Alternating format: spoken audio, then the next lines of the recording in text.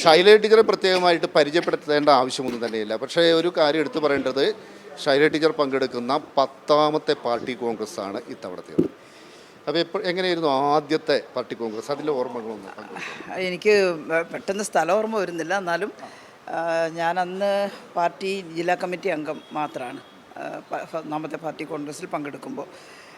പിന്നെ അടുത്ത കോൺഗ്രസ്സുകളിലെല്ലാം അങ്ങനെ ഒരു പ്രതീതി, ഒരു സ്ത്രീ പ്രാതിനിധ്യം എന്നുള്ളതിൽ പ്രതിനിധിയായിക്കൊണ്ട് മഹിളാ അസോസിയേഷൻ്റെ രംഗത്ത് പ്രവർത്തിക്കുന്ന ഒരു സഖാവ് എന്നുള്ള നിലയിലാണ് തിരഞ്ഞെടുക്കപ്പെടുന്നത്.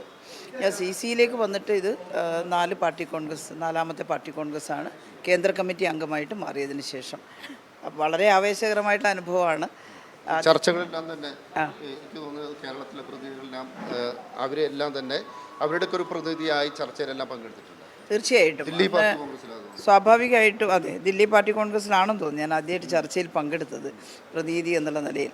അപ്പോൾ അന്ന് ഈ ഭാഷ കൈകാര്യം ചെയ്യുക എന്നുള്ളതൊരു പ്രത്യേകതയും കൂടിയാണല്ലോ. നമ്മളെപ്പോഴും കൈകാര്യം ചെയ്യുന്ന ഭാഷയായിരുന്നല്ലോ ഇംഗ്ലീഷ്. പിന്നെ മന്ത്രിയൊക്കെ ആയപ്പോഴാണ് ഞാൻ കുറച്ചും കൂടി നന്നായിട്ട് ഭാഷ കൈകാര്യം ചെയ്യാൻ കഴിഞ്ഞത്. പക്ഷേ അന്ന് അങ്ങനെ ഒരു ചർച്ച നടത്തിയപ്പോൾ നന്നായിട്ട് പോയിൻറ്റ്സ് എല്ലാം നോട്ട് ചെയ്തുകൊണ്ട് ഒരു ചർച്ച നടത്തിയപ്പോൾ എനിക്കിപ്പോഴും ഓർമ്മ വരുന്നത്, നമ്മുടെ അനിയേട്ടനൊക്കെ EMSൻ്റെ മകനൊക്കെ ഉണ്ടായിരുന്നു, എന്നെ വിളിച്ച് പ്രത്യേകിച്ച് അഭിനന്ദിച്ചു. ശിവദാസ് മേനോൻ മാഷുണ്ടായിരുന്നു. അങ്ങനെയുള്ള കുറേ സഖാക്കൾ, സുഭാഷിണി അലി, അവരൊക്കെയാണ് പ്രോത്സാഹനം തരുന്നത്. വൃന്ദക്കാരായിട്ട് വൃന്ദയൊക്കെ നന്നായിരുന്നു എന്ന് പറയുന്നത് പുതിയതായിട്ട് വരുന്നവരെ പ്രോത്സാഹിപ്പിക്കുക എന്നുള്ള അർത്ഥത്തിലായിരിക്കും. പക്ഷേ നല്ല പൊളിറ്റിക്കൽ പോയിൻറ്റ്സ് പറയാൻ സാധിച്ചു എന്നുള്ളത് ഇപ്പോഴും ഞാൻ ഓർക്കുന്നു. കാരണം അത്രയും ഗൗരവമാണ് പാർട്ടി കോൺഗ്രസ്സിലെ ചർച്ചകൾക്ക് ഞങ്ങൾ കാണുന്നത്. അപ്പോൾ അവരിൽ നിന്ന്, നേതാക്കളിൽ നിന്ന് കിട്ടിയ ഒരു അഭിനന്ദനമൊക്കെ പിന്നീട് മുന്നോട്ട് പോകാൻ വലിയ കരുത്തായിട്ട് മാറിയിട്ടുണ്ട്. എല്ലാ പാർട്ടി കോൺഗ്രസും ഞങ്ങളെ സംബന്ധിച്ചിടത്തോളം വളരെ വലിയ ആവേശമാണ്. അതോടൊപ്പം തന്നെ നമ്മൾ കാര്യം നോക്കുമ്പോൾ ഓരോ പാർട്ടി കോൺഗ്രസ് വരുമ്പോഴും ശരിയാണ്, ഈ ഭരിക്കുന്ന സംസ്ഥാനങ്ങളുടെ എണ്ണം നേരത്തെ 3ആയിരുന്നു, അത് 1ആയി ചുരുങ്ങി. പാർലമെൻറ്റിലെല്ലാം തന്നെ അംഗബലം കുറഞ്ഞു. പക്ഷേ അതേസമയത്ത് തന്നെ ചില വിഷയങ്ങളിൽ, ഇപ്പോൾ ബിൽക്കീസ് ബാനു കേസിലെ ആ കുറ്റവാളികളെല്ലാം തന്നെ ജയിലിൽ നിന്ന് മോചിപ്പിച്ചു. അതേസമയം സുഭാഷിണി അലി സുപ്രീം കോടതിയിൽ നിയമപോരാട്ടം നടത്തി. അങ്ങനെയാണ് അവർ തിരിച്ച് ജയിലിലേക്ക് പോയത്. അപ്പോൾ ആ രീതിയിലുള്ള ഇടപെടലുകളുടെ കരുത്ത് വർദ്ധിക്കുന്നു. അപ്പോൾ ഈ ഒരു പാർട്ടി കോൺഗ്രസിൻ്റെ, മധുര പാർട്ടി കോൺഗ്രസിൻ്റെ പശ്ചാത്തലത്തിൽ എന്തായിരിക്കും ഈ മേഖലയിലൊക്കെ കൂടുതൽ ഇടപെടാൻ സാധിക്കുന്നത്? ഇടതുപക്ഷത്തിൻ്റെ കരുത്ത് വർദ്ധിച്ചേ മതിയാവുകയുള്ളൂ. കാരണം ഇന്നത്തെ ഞങ്ങൾ പാർട്ടി കോൺഗ്രസ് രേഖകൾ പറഞ്ഞിട്ടുള്ളത് തന്നെ ഫാസിസ്റ്റിക് ക്യാരക്ടറിസ്റ്റിക്കുള്ള ഗവൺമെൻറ്റാണ് ഇവിടെ ഭരിക്കുന്നത് എന്നുള്ളതാണ്. അതുമാത്രമല്ല, ഈ ഗവൺമെൻറ്റുകളുടെ, കോൺഗ്രസ് ആയാലും BJP ആയാലും, അവർ സ്വീകരിച്ചു വന്നിട്ടുള്ള പോളിസി അത് നവലിബറൽ ആശയങ്ങൾക്ക് കീഴടങ്ങിക്കൊണ്ടാണ്. ഞങ്ങൾ കമ്മ്യൂണിസ്റ്റ് പാർട്ടി രൂപം കൊണ്ട നാൾ മുതൽ 1964 CPIM ആയിട്ട് രൂപം കൊണ്ടപ്പോൾ എഴുതി തയ്യാറാക്കിയ പാർട്ടി പരിപാടിയിൽ വളരെ വ്യക്തമായി സൂചിപ്പിച്ചിട്ടുണ്ട് ഇന്ത്യ ഗവൺമെൻറ് എങ്ങനെയാണ് ഉള്ളത്. 47 കഴിഞ്ഞ് അത്രയും വർഷങ്ങൾ കഴിഞ്ഞിട്ടാണ് കമ്മ്യൂണിസ്റ്റ് പാർട്ടി ഓഫ് ഇന്ത്യ മാർക്സിസ്റ്റായിട്ട് രൂപം കൊള്ളും. ഞാനതിൻ്റെ ചരിത്രത്തിലേക്ക് പോകുന്നില്ല. പക്ഷേ ആ പാർട്ടി പരിപാടിയിൽ ഇന്ത്യൻ ഭരണാധികാരി വർഗത്തെ ഞങ്ങൾ വ്യാഖ്യാനിച്ചിട്ടുണ്ട്. അത് ഭൂപ്രഭുക്കളുടെയും വൻകിട മുതലാളിമാരുടെയും താല്പര്യം സംരക്ഷിക്കുന്ന ഗവൺമെൻറ് എന്നാണ്. അതുപോലെ മുതലാളിത്ത ലോകവുമായി കൂടുതൽ സന്ധി ചെയ്യുന്ന ഗവൺമെൻറ് എന്നുള്ളതാണ് കാണിച്ചിട്ടുള്ളത്. ഭൂപ്രഭു വർഗത്തിൻ്റെ ഉപകരണമായിട്ടാണ് ഇന്ത്യൻ ഭരണാധികാരി വർഗം പ്രവർത്തിച്ചു കൊണ്ടിരിക്കുന്നത് അന്നും ഇന്നും. അത് BJP ആയാലും അങ്ങനെ തന്നെയാണ്. അതുപോലെ രാജ്യവ്യാപകമായിട്ടുള്ള ഇന്നത്തെ ഇമ്പീരിയലിസവുമായിട്ട്, സാമ്രാജ്യത്വവുമായിട്ട് സന്ധി ചെയ്യുകയാണ്. നോക്കൂ, നമ്മുടെ പാർലമെൻറ്റിൽ പാസ്സാക്കുന്ന നിയമങ്ങളിൽ പോലും വിദേശ രാഷ്ട്രങ്ങളിൽ നിന്നും മൾട്ടിനാഷണൽ കോർപ്പറേറ്റുകളുടെയൊക്കെ സ്വാധീനമുണ്ടാകുന്നു. 70കളിലുണ്ടായിരുന്ന നമ്മുടെ പാറ്റന്റ് ആക്ട് കോൺഗ്രസ് ഗവൺമെൻറ്റിൻ്റെ കാലത്ത് ഭേദഗതി ചെയ്തത് അത്തരം സ്വാധീനത്തിന് വഴങ്ങിയിട്ടാണ്.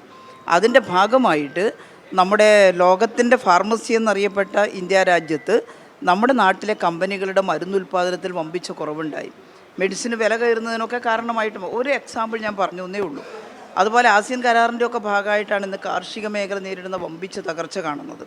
യഥാർത്ഥത്തിൽ ഇന്ത്യൻ ഭരണാധികാരി വർഗം സ്വാതന്ത്ര്യത്തിന് ശേഷം ചെയ്യേണ്ടിയിരുന്നത് സമഗ്രമായിട്ടുള്ള കാർഷിക പരിഷ്കരണമാണ്. അതിന് ഭൂപരിഷ്കരണം വളരെ പ്രധാനപ്പെട്ട ഒന്നാണ്. ഈ ഭൂവുടമകളുടെ അധികാരത്തിൽ നിന്ന്, അതായത് അല്ലെങ്കിൽ അവരുടെ അടിമത്തത്തിൽ നിന്ന് കൃഷിക്കാരെയും കർഷക തൊഴിലാളികളെയും മോചിപ്പിച്ചുകൊണ്ട് മാത്രമേ നമ്മുടെ രാജ്യത്തിൻ്റെ സ്വാതന്ത്ര്യം പൂർണ്ണമാക്കാൻ കഴിയുമായിരുന്നുള്ളൂ. അപ്പം ഞങ്ങളുടെ കാഴ്ചപ്പാട് വളരെ വ്യക്തമാണ്. എന്നാൽ ഇന്നും ആ ഭൂപ്രഭുത്വത്തിൻ്റെയും അതുപോലെ മുതലാളിത്ത രീതിയുടെയും സ്വാധീനം ഇവിടെ തുടരുകയാണ്. അതുപോലെ സാമ്രാജ്യത്വവുമായിട്ട് കൂടുതൽ ഇപ്പോൾ ട്രംപിന് കീഴടങ്ങുകയാണ് മോദി. നരേന്ദ്രമോദിയുടെ ഗവൺമെൻറ് BJPയുടെ ഗവൺമെൻറ് എന്ന് വെച്ചാൽ ഒരേ സമയം മുതലാളിത്ത ആശയങ്ങൾ പിന്തുടരുന്നു, അതേ സമയത്ത് ഈ രാജ്യത്ത് വർഗീയത കുത്തിപ്പോക്കുന്നു, ഈ രാജ്യത്തിൻ്റെ മതേതരത്വം തകർക്കുന്നു.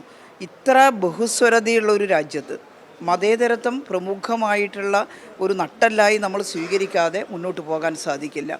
എന്തൊരു അക്രമാസക്തമായിട്ടുള്ള രീതിയിലാണ് വർഗീയത പ്രചരിപ്പിക്കുന്നത്. ഈ അടുത്ത കാലത്ത് ഇപ്പോൾ ഈ കുറച്ച് ദിവസമായിട്ട് നമ്മുടെ സിനിമയുടെ കാര്യം ഇങ്ങനെ ചർച്ച ചെയ്യപ്പെടുകയാണല്ലോ. പൃഥ്വിരാജ് സംവിധാനം ചെയ്തൊരു സിനിമയുടെ. അപ്പോൾ എത്ര ബാലിശമായും എത്ര ഉപരിപ്ലവമായിട്ടും ആളുകളെ ചിന്തിപ്പിക്കുന്ന രീതിയിലാണ് വർഗീയ ശക്തികൾ ഇടപെടുന്നത്. അതുകൊണ്ടാണ് ഞങ്ങൾ പറയുന്നത് ഇത് മുതലാളിത്ത ഗവൺമെൻറ്റാണ് എന്നുള്ളത് കൂടാതെ, നവ ഉദാരവൽക്കരണ നയങ്ങൾ നടപ്പിലാക്കുന്നുവെന്ന് കൂടാതെ BJPയുടെ ഗവൺമെൻറ് ഫ്യൂച്ചർ ഈ ഫാസിസ്റ്റിക് ക്യാരക്ടറിസ്റ്റിക് കാണിക്കുന്നു, ഫാസിസത്തിൻ്റെ സ്വഭാവം. അപ്പോൾ ചിലർ പറഞ്ഞു അതെന്താ അങ്ങനെ പറയുന്നത്, ഫാസിസം എന്നാണല്ലോ നിങ്ങളിതുവരെ പറഞ്ഞതെന്നാണ്. യഥാർത്ഥത്തിൽ പൂർണ്ണമായി ഫാസിസം വന്നാൽ പിന്നെ നമ്മുടെ ഒന്നും വർത്തമാനമില്ല, നമ്മുടെ പത്രങ്ങളില്ല, മാധ്യമങ്ങളില്ല, ഒന്നുമില്ല. ഒരു സ്വാതന്ത്ര്യവും ഇല്ലാത്തൊരവസ്ഥയിലേക്ക് ജർമ്മനിയുടെ ഹിറ്റ്ലറും മുസോളിനിയുടെ ഇറ്റലിയിലെ മുസോളിനിയുമൊക്കെ നമുക്ക് ഓർമ്മയുണ്ട് ചരിത്രത്തിൽ. അതിനേക്കാൾ ഭീകരമായിരിക്കും ആധുനിക ഫാസിസം. കാരണം പുതിയ സങ്കേതങ്ങൾ ഉപയോഗിക്കാൻ അവർക്ക് കഴിയുന്നു എന്നുള്ളതാണ്. ആധുനിക ഫാസിസം കൂടുതൽ അപകടകാരിയായിട്ട് മാറും എന്ന് ഞങ്ങൾ പറയുന്നത്. ഇതിനെയൊക്കെ ആരാണ് നിശിതമായി എതിർക്കുന്നത്? എല്ലാ വർഗീയതയെയും ഒരുപോലെ എതിർക്കുക, മതേതരത്വത്തിനു വേണ്ടി ശക്തമായി നിലകൊള്ളുക, ഒരു ഇഗാലിറ്റേറിയൻ സൊസൈറ്റി ഉണ്ടാക്കാൻ വേണ്ടി പ്രായോഗിക നടപടി വേണമെന്ന് ആവശ്യപ്പെടുക. ഇത് ചെയ്യുന്നത് ഇടതുപക്ഷമാണ്. പക്ഷേ ഇടതുപക്ഷത്തിന് താങ്കൾ പറഞ്ഞതുപോലെ ഭരണാധികാരത്തിലേക്ക് വരാൻ സാധിച്ചിട്ടില്ല. ത്രിപുരയിലും അതുപോലെ ബംഗാളിലും ഉണ്ടായിരുന്ന ഭരണം അട്ടിമറിക്കപ്പെടുകയും ചെയ്തു.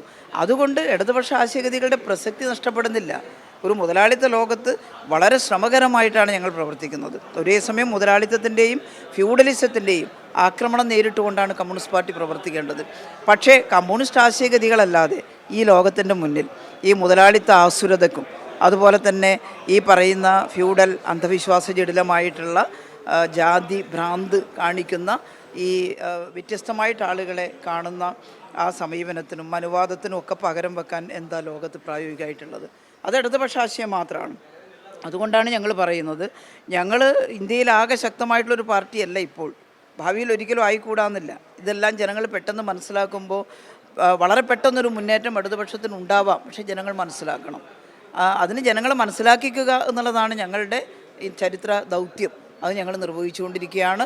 ഇടതുപക്ഷ ശക്തമാകും. മധുര കോൺഗ്രസോടുകൂടി CPIMന് തനതായ ശക്തി വർദ്ധിപ്പിക്കുന്നതിനുള്ള നല്ല പ്രവർത്തനം എന്ന് വെച്ചാൽ ജനങ്ങളുടെ പ്രശ്നങ്ങൾ ഇടപെട്ട് അവരെ സംഘടിപ്പിച്ചുകൊണ്ടുള്ള വലിയ മുന്നേറ്റം ഞങ്ങൾ ഉണ്ടാക്കും എന്നുള്ളതാണ് പ്രത്യേകിച്ച് പറയാനുള്ളത്. ഉദാഹരണം നമ്മുടെ അപ്പക്കത്ത് തന്നെ ഉണ്ട്. ഇപ്പോൾ ശ്രീലങ്കയിൽ വളരെ പെട്ടെന്നാണ് അവിടെ കമ്മ്യൂണിസ്റ്റ് പാർട്ടി അധികാരത്തിൽ വന്നത്. എന്തായാലും ശൈലജ ടീച്ചർ വളരെ പ്രതീക്ഷയോടുകൂടിയാണ് ഈ പാർട്ടി കോൺഗ്രസിനെ കാണുന്നത്. നന്ദി, നമസ്കാരം.